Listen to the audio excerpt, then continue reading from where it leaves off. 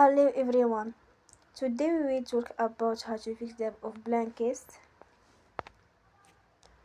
You will go to settings.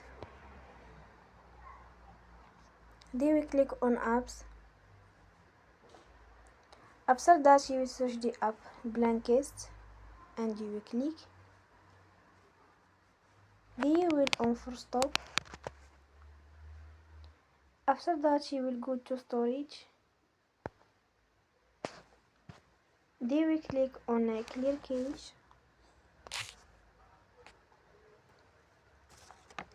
You will go to Play Store and you will update your app. Don't forget to support us by like and subscribe.